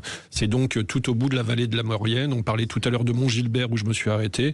Mon étape d'après, c'était Modane. Pourquoi je m'intéresse à Modane? Parce que justement, moi qui avais choisi la frontière à dessein, parce que je considère que c'est un outil et un objet politique passionnant, ça m'a permis de voir que la frontière n'est pas du tout ce que l'on dit dans le débat public. Vous avez les gens qui veulent stopper net l'immigration. Je comprends qu'il faille la réguler, l'immigration, mais ceux qui veulent la stopper net pensent que la frontière devrait être un mur. Et en fait, la frontière... À la hongroise, on va dire, hein, voilà, une frontière fermée. Oui, ou la frontière façon Trump avec le Mexique. Avec le mur. Mais ça n'est pas l'objet de la frontière. Alors là, je pense que vos auditeurs doivent avoir les poils qui se hérissent en m'entendant. Mais je veux dire, de l'autre côté de l'échiquier politique, les no-borders, les gens de la gauche de gauche, eux aussi considèrent que la frontière, déjà aujourd'hui, est un mur. Mais c'est une méconnaissance de ce que c'est la frontière. La frontière, Régis Debray dit dans un livre, Éloge de la frontière, il dit que la traiter de passoire, ça n'est pas se moquer d'elle, c'est lui rendre honneur et c'est la ramener à sa mission première. La frontière, ça permet de filtrer. Et pourquoi je vous parle de Modane sur la frontière franco-italienne, c'est que les gens sur place vous expliquent que depuis que la frontière a disparu, bien ils ont beaucoup moins d'échanges avec leurs voisins italiens. Parce que la frontière a ce truc de merveilleux que ça permet de savoir qui l'on est soi-même et qui est son voisin, qui est son vis-à-vis. La frontière, ça n'est pas un mur, ça permet de se définir. Le problème de notre frontière, c'est pas qu'elle n'est pas un mur, c'est qu'elle n'est pas tenue. C'est quand même la différence. Et je comprends, vos auditeurs doivent se dire, mais que racontent-ils? Bien sûr. Non, je pense qu'ils comprennent bien la nuance, parce qu'ils sont confrontés eux-mêmes. Sud Radio est très implanté dans cette région-là, et ils voient bien, on a souvent eu d'ailleurs de témoignages d'auditeurs nous disant, on n'a plus les mêmes rapports avec nos voisins du pays d'à côté qu'on en avait autrefois. Encore une fois, Régis Debray dit de la frontière que c'est comme l'épiderme pour un corps humain. C'est vous avez la peau, puis vous avez des pores, et la frontière, son objet, c'est de laisser passer dans un sens ou dans l'autre, et parfois d'arrêter et de stopper dans un sens et dans l'autre. Vous êtes bien d'accord qu'il n'y a pas de diversité sans frontières. Sinon, c'est l'homogénéité, c'est la globalisation, c'est une forme d'uniformisation du monde et de nos civilisations, et que ce sont ces frontières qui peuvent être culturelles, linguistiques, philosophiques, mais dans une cohabitation heureuse, un respect de l'autre. C'est ça la diversité. Et la frontière doit être poreuse par définition. Sinon, c'est un rempart ou c'est une citadelle. Et là, on est dans la cité à piéger. Pour autant, est-ce que aujourd'hui, sans tomber dans la métaphore ou en extrapolant un petit peu, est-ce que quand vous situez la frontière telle qu'elle est aujourd'hui dans la société française, est-ce qu'elle n'est pas entre des gens qui se sentent français, ou qui croient être en France, et d'autres qui sont français, qui ne se sentent plus du tout en France, ou qui ne reconnaissent pas la France? Bien sûr, on en parlait tout à l'heure, et c'est la fameuse insécurité culturelle, donc c'est les questions culturelles et identitaires qui fait que les gens se posent la question de je ne reconnais plus totalement le pays dans lequel je vis. Je prends un exemple, tout à l'heure on évoquait JV. J'ai rencontré sur place une ancienne, c'est donc JV, là où il y avait cette usine Celatex. J'ai rencontré cette représentante syndicale élue CGT. Et elle a eu cette phrase qui, je trouve, est assez frappante. Elle me dit « Mais je ne reconnais plus le pays dans lequel je suis. Avant, au moins, les choses étaient bien rangées. » Et bien rangées, elle entendait par ça, elle, l'élue syndicale CGT, elle disait « Les notables étaient des notables, les ouvriers étaient des ouvriers. » Elle-même, élue CGT, était capable de me tenir ce discours. Et elle enchaîne derrière, elle me dit, vous vous rendez compte, et ça nous renvoie à l'actualité, maintenant il y a tous ces débats sur les crèches dans les mairies. Elle, élue CGT, elle était choquée qu'on empêche l'installation de crèches dans des établissements publics. Ça n'est pas totalement mon avis, mais encore une fois, je retranscris son propos à elle. Et quand je la rencontre, ce jour-là, il y a une grande fête qui se tient à JV, et on est obligé de claquemurer les rues, de les fermer, parce qu'on a la crainte de l'attentat à coups de voiture bélier. Donc, pour cette personne qui est élue CGT, qui est marquée à gauche, qui a été ouvrière, elle me dit, avant les choses étaient bien rangées, je ne reconnais plus mon pays. C'est quand même important. Il faut savoir entendre ça, sans jugement. Alors, vous expliquez qu'aujourd'hui, cette coupure avec l'enracinement territorial, avec les authenticités territoriales, elle est compensée par la création artificielle de territoires pour donner l'illusion. On identifie un territoire, on invente un label local. Que ce soit dans le commerce, dans la production, on a besoin, on donne le nom du territoire. C'était Reflet de France chez Carrefour, je crois. Et ainsi, on met des labels qui sont artificiels. Les gens qui les apposent ne savent pas ce que ça signifie, mais c'est censé rassurer le consommateur en lui disant, tu sais, ça vient de pas loin de chez toi, on est dans la proximité. Ben oui. Et puis le circuit court. Le fameux territoire, ce mot qui est complètement idiot, devient un argument marketing. Le marché a ça de merveilleux qu'il est capable de tout récupérer et de nous vendre du territoire du soir au matin. Alors, on vient d'en parler, Reflet de France, voilà, je crois que c'est le groupe Carrefour qui nous vend ça. Ça fait terroir et puis sans le côté corrosif de Charles Maurras, quoi. Hein, c'est pas là. C'est propre, c'est sympa. Alors, la nuance, c'est là, est-ce que c'est maurassien ou est-ce que c'est pas maurassien? Parce que souvent, ils vous disent, ah, mais toute glorification d'une identité locale et géographique, c'est du maurassisme. Mais non, c'est la réalité du pays. Mais là, moi, ce qui m'amuse, c'est que le territoire et le terroir, on le retrouve partout. Dans la préface, je l'écris. Vous avez même un créateur de mode qui s'appelle Jacques Mus et qui récemment a fait un défilé à Versailles accrochez-vous bien, qui s'appelle Paysan, et pour faire vendre, enfin pour communiquer sur son futur défilé, il fait poser des mannequins, alors on imagine, hein, hommes et femmes, avec des fichus sur la tête, une botte de carottes à la main, et parfois un utilitaire Citroën derrière eux pour faire vraiment paysan. Belle caricature. On est dans la caricature la plus totale. Et le territoire partout, moi ce qui me pose problème, c'est que les territoriens, s'il fallait les appeler comme ça, eux ils sont nulle part. C'est-à-dire le territoire, c'est un super label. Vous avez des tas de films qui racontent la campagne et qui ont même monté les marches du Festival de Cannes, qui ont été récompensés au César. Mais les habitants et leurs problématiques, on ne les voit pas. Avant, on les appelait les invisibles. Moi, je considère que désormais, ils sont visibles, mais ils sont inaudibles, parce que les responsables politiques ne les écoutent toujours pas. Est-ce qu'il existe encore un prolétariat, Gérald Andrieux, ou est-ce qu'il y a une classe moyenne à différents échelons? Oui. Moi, je considère en fait qu'il y a des classes, que les classes existent, mais que le problème, c'est la conscience de classe. Quand vous travaillez dans une grande usine qui compte 100, 150, 200, 500 personnes, je veux dire, là, votre conscience de classe, elle est immédiate. Chaque matin, vous embauchez avec votre camarade de chaîne. Il y a une hiérarchie. Et il y a une hiérarchie, et les classes, elles sont marquées, et vous les voyez. Le problème de notre monde où tout est atomisé, c'est que vous ne croisez jamais votre semblable, et vous ne savez pas que vous appartenez à la même classe que lui. Et d'ailleurs, vous ne savez pas que potentiellement vous avez les mêmes intérêts que lui, et qu'à deux, vous êtes plus fort pour les défendre. C'est ça, comment dire, le drame de l'époque moderne. Ça se traduit par des situations électorales très précises. Alors, soit, comme vous l'avez dit, un désespoir, je n'y crois plus, donc abstention. Et si je m'exprime pour la colère et pour témoigner de ma souffrance. Tout à fait. Mais pour essayer d'illustrer mon propos, j'ai dormi en Alsace chez un jeune homme qui était rechappeur de pneus. Je ne savais pas qu'en France, il y avait encore des rechappeurs de pneus. Il était itinérant. Il allait sur tout le Grand Est, de garage en garage, rechapper des pneus. À Fessenheim ou à Ungersheim? À Ungersheim. Et ce jeune homme passait sa journée dans sa camionnette, allait de garage en garage, et pour améliorer l'ordinaire, quand il passait devant un supermarché, il rentrait, et grâce à une entreprise, je ne sais plus laquelle, et une appli sur son téléphone, il allait relever des codes barres sur les produits pour être sûr que les produits étaient bien en rayon, bien disposés, etc. Et il touchait quelques centimes d'euros là-dessus. Je veux dire, ces journées, il les passait seul, au volant de sa camionnette, et aller de garage en garage et de supermarché en supermarché. Comment voulez-vous qu'il crée du lien? Je veux dire, lui, il est de la classe ouvrière en fait, c'est un manuel, mais il n'est jamais avec un autre ouvrier que lui-même. Et ça, c'est un drame, parce qu'en fait, des classes, il en existe, mais la conscience de classe, elle a été diluée dans le grand tout de ce monde fluide où chacun est auto-entrepreneur et chacun vit dans sa maison d'une cité dortoir. Il faut pouvoir se rencontrer pour avoir conscience qu'on appartient à un ensemble plus grand que soi. Nous sommes avec Gérald Andrieux, Le peuple de la frontière, en édition de poche politique Lexio, 8 €.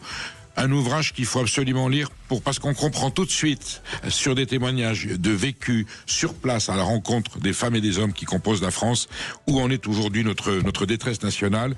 Et quelque part, il y a aussi, on va en parler dans quelques instants, le dernier espoir que ça peut susciter si on prend conscience de ces enjeux. À tout de suite. Sud Radio, midi 14h. Sud Radio, la France dans tous ses états.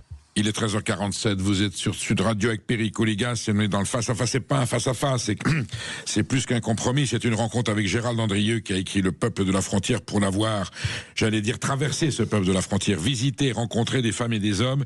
C'était il y a 8 ans, aujourd'hui dans sa préface, il fait le point sur cette expérience exceptionnelle et il constate un peu, hélas, que tout ce qu'il avait prédit ou pressenti est en train de se produire, mais quand même avec des lueurs d'espoir.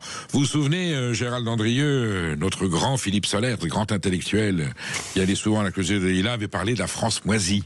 Ensuite, en 2005, quand les Français s'étaient exprimés à 54,8% contre le projet de traité constitutionnel, on avait parlé de France-Rance. Vous allez voir la France. Alors, des territoires, c'est l'expression consacrée. Moisie, Rance, elle se porte très bien, finalement. Et le problème, c'est qu'elle est peut-être très, très, très majoritaire aujourd'hui. Alors je le disais, quand on parle de la France périphérique que je suis allé voir, souvent on pense que c'est une marge. En fait, pour moi, c'est la France parce que c'est 90% des communes, 60% de la population. Est-ce qu'on peut utiliser ce terme réactionnaire de pays réel qui est aujourd'hui confisqué, mais c'est bien la réalité d'un pays dans la situation où il se trouve? On va dire qu'il y a aussi la réalité des métropoles, mais pour en revenir à cette expression, ces expressions de France-Rance et de France moisie, je vais parler de mon cas personnel. Quand vous faites 2000 km à pied, en automne et en hiver, vous tapez la pluie, vous tapez la neige. Parfois la neige jusqu'aux genoux. Eh bien moi, la France, je ne l'ai pas croisée. J'ai rencontré la France solidaire, parce qu'il ne s'est pas passé une seule journée sans qu'une voiture ne s'arrête pas à ma hauteur pour me proposer de monter à bord. Ce que j'ai systématiquement refusé, parce que quand même l'objet de mon livre, c'était de parcourir vraiment à pied de Dunkerque à Menton, toute cette frontière terrestre de la France. Vous voulez que la troisième formule de la République, fraternité, vous l'avez rencontrée? Mais évidemment, cette France qu'on nous décrit comme France, elle est extrêmement solidaire, et d'ailleurs elle tient aussi pour ça. Parfois on me demande mais pourquoi la colère ne s'exprime pas à nouveau? Parce qu'il y a des mécanismes qui font que ça se tient, qu'on bricole entre nous. Pourquoi ça n'explose pas sur le plan économique et social? C'est souvent qu'il y a de la solidarité intrafamiliale, que les aînés vont donner un chèque, un billet pour aider ceux d'en dessous quand ils ont un pépin, quand la voiture a cassé, ou quand il y a une naissance qui arrive et qu'il faut acheter un lit à barreaux. C'est aussi bête que ça. Ces mécanismes de solidarité, je les ai expérimentés. J'ai dormi chez l'habitant plusieurs soirs par semaine lors de mon périple pendant 5 mois. J'étais invité à manger continuellement. Quand je repartais avec mon sac à dos de 15 kilos, on me rajoutait 1 kilo de spécialité locale dans mon sac à dos. Je l'ai expérimenté. Les portes s'ouvraient tout de suite ou bon? Ça dépend. Alors là, c'est intéressant parce qu'en fait... Vous qui êtes de Nice, vous qui êtes méridional, est-ce que les portes de Dunkerque, les portes de Thionville, les portes de Strasbourg, de Lyon, de Grenoble s'ouvraient de la même façon? Alors, où il y a quand même des phénomènes culturels locaux qui fait que les tempéraments sont un peu variés? Alors, au risque de choquer, oui, là, pour le coup, je dirais qu'il y a plusieurs France et plusieurs attitudes. Et je ne surprendrai personne en disant que dans le Nord, vous êtes invité à l'apéro à n'importe quelle heure de la journée, assez rapidement. On vous tutoie et on vous dit, mais qu'est-ce que vous faites avec votre sac à dos et vos chaussures de randonnée? Vous êtes trompé de direction. Saint-Jacques-de-Compostelle, c'est pas du tout par là, monsieur. Voilà, bien sûr. Mais pourquoi vous faites ça? C'est un record. Allez, venez boire un coup. Ça va immédiatement. Il y a des régions que je ne nommerai pas qui sont un peu plus compliquées pour le marcheur. Un peu plus hermétiques, peut-être? Un peu plus hermétiques. Mais ça s'explique sur le plan historique et culturel. Ils ont été envahis très souvent. L'Est de la France est un peu plus dur pour le marcheur, mais j'y ai fait des rencontres extraordinaires. Et encore une fois, je veux dire, j'avais un sac à dos. Je suis un homme barbu et la barbe hirsute. Je ressemblais parfois à un routard du crime. Je veux dire, et pourtant les gens s'arrêtaient et m'ont ouvert leurs portes régulièrement. Et je dois beaucoup aux gens que j'ai rencontrés parce qu'ils m'ont souvent aidé et puis ils m'ont aussi confié leur intimité. Quand vous êtes quelqu'un de passage, pourquoi certains des témoignages de mon livre sont forts? C'est pas une façon de me pousser du col de le dire, mais pourquoi les gens se sont livrés aussi facilement? Parce que quand un mec fait des milliers de kilomètres à pied pour venir vous rencontrer, vous vous dites, bon bah celui-là, peut-être que c'est pas un journaliste bas du front qui va juger chacune des phrases que je vais dire. Et puis en plus, il y avait une vertu, c'est que je ne faisais que passer chez eux. Et donc, quelque part, ils pouvaient se livrer, puisque, en général, quand l'endroit me plaisait, je pouvais rester 2, 3, 5 jours. Mais au bout d'un moment, je repartais, et les gens se disaient, bon, bah, il ne me jugera pas, je le recroiserai pas. Qu'est-ce que vous suggérez au prochain candidat, l'individu, la citoyenne et le citoyen qui emportera l'élection présidentielle de 2027? Vous allez lui dire, n'allez pas faire la soirée de victoire au Fouquet's, ne faites pas la cérémonie dans les couloirs du Louvre, dans les allées du Louvre avec la 9e symphonie. Prenez un baluchon, pendant 48 heures avant de vous investir de votre fonction de président de la République ou de président de la République, allez dans la France périphérique, allez voir une ville, allez voir... Il y a plein de choses, il y a plein d'enseignements. Mais d'ailleurs, est-ce que vous ne trouviez pas normal qu'on fasse un programme pour nos élus, nos ministres, un stage 5 jours, on prend le livre de Gérald Andrieux. Vous prenez le livre de Gérald Andrieux. Vous avez à la fin, vous avez l'inventaire des communes par où il est passé. Ça va de Steenvoort, Fourmies, Givet. Ça finit par Montgilbert, Modane, Toué sur l'Escarène et Breil-sur-Roi. Vous y allez, vous allez rencontrer les gens qu'il a rencontrés. Vous les écoutez. Ça met déjà le quinquennat un peu du plomb dans la tête et les points sur les i. Moi, je veux bien accompagner les candidats. Ça me pose aucun problème. On peut refaire un petit tour de France avec eux. Figurez-vous que quand le livre est sorti la première fois en 2017, j'ai été invité à la caissure de l'Assemblée par les députés macronistes. Oui. Pour leur expliquer le pays qui n'avait pas voté pour eux.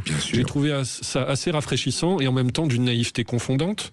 Mais j'ai trouvé que la démarche était intéressante. Bon, il faut croire que depuis 2017, ils n'ont toujours pas totalement saisi le pays qui n'avait pas voté. Certains si. Vous avez vu que vous avez beaucoup de mal à trouver des électeurs de Macron. Moi, je fais des sondages de temps en temps. Personne n'a voté Macron. On se regarde, tu n'as pas voté Macron. Moi, non, j'ai pas voté Macron non plus. Donc c'est terrible. Et, par contre, les gens qui sont dans votre livre, eux, ils continuent à dire quoi d'ailleurs aujourd'hui quand vous les revoyez? À dire quoi? Ah ben, quand ils vous disent c'est pire qu'il y a 8 ans. Ils oscillent, et ça ne surprendra personne, entre colère, et cette colère peut s'exprimer à travers plusieurs votes, le vote RN en est un, mais aussi le fait d'avoir lâché totalement l'affaire, et on le comprend aisément. Je veux dire, quand on voit la qualité du débat public, la qualité des discours tenus par les responsables politiques et les commentateurs médiatiques, on comprend que les gens aient lâché l'affaire totalement. Si on revient à votre question sur quel conseil je donnerais aux candidats, oui, je vais m'autoriser un conseil, c'est d'arrêter de parler à des clientèles, arrêter de parler à des communautés, arrêter de parler à des clusters et à des publics captifs. Il faut tenir un discours à l'ensemble des Français. C'est aussi bête que ça, en fait. Alors, Gérald Andrieux, il faut prévoir un tome 2. Donc, on va faire Calais-Hendaye. Si vous voulez bien, on rencontrera des marins pêcheurs, des artisans. On goûtera quelques huîtres, je vous le promets. Alors volontiers. Et voilà, vous verrez des Picards, des Normands, du bocage, des paysages, toute la Bretagne, et ensuite voilà la Vendée. Vous verrez, c'est une autre forme de territoire. Alors c'est la France occidentale, plutôt chrétienne, plutôt apaisée, et puis vous comparez avec la France orientale, celle qui est une souffrance, et le tout fait la France. Alors c'est le peuple de la frontière. Finalement, le peuple de la frontière, c'est tout ce qui est au milieu de la France. Alors, le peuple de la frontière est édité en collection de poche politique, le X10, c'est ça. La version originale, c'est les éditions du Cerf. Je pense qu'on peut encore trouver la version originale. Oui, bien sûr. Et Gérald Andrieux, vous êtes un témoin. On vous rappellera à cette antenne, parce que je pense que sur l'évolution de notre vie politique et les perspectives que nous avons pas toujours assurantes, le fait d'avoir lu ce livre et l'expérience que vous en avez tirée vous autorise à vous exprimer. Vous n'avez pas de velléité politique, je pense, pour l'instant. Non, aucunement. Mais vous êtes prêt à participer au débat national, ça oui, ça c'est clair. Oui, c'est l'essence même de mon métier, quand il est, je crois, bien fait. Vous restez quand même s'il y a beaucoup d'épreuves difficiles à franchir, vous restez optimiste sur l'avenir de ce peuple de la frontière? Oui, je crois que ce pays a de la ressource, a des ressorts. Et puis, je dois le dire, les Français que j'ai rencontrés, encore une fois, c'est pas la France, c'est la France moisie. C'est une France qui est très combative, très énergique, qui est une sorte de poésie du quotidien. Il suffit pour ça d'aller dans un café et d'échanger avec les gens. Vous avez des histoires dures, mais vous vous marrez aussi. Il y a un enthousiasme. Puis, il y a de la solidarité dans ces endroits-là. C'est sans doute la raison pour laquelle ce pays, malgré tout, tient encore debout et qui a encore des énergies et des ferveurs qui sont là pour, j'allais dire, sauver la patrie, parce qu'on en est là. Il faut sauver la patrie. Merci Gérald Andrieux d'être venu sur Sud Radio pour nous témoigner de ce merveilleux voyage, merveilleux, parce que vous avez traversé des paysages uniques et vous avez surtout rencontré des gens, des femmes et des hommes qui vous ont clamé leur ferveur et leur clameur pour Merci leur amour à vous, de la Perico. France. Merci.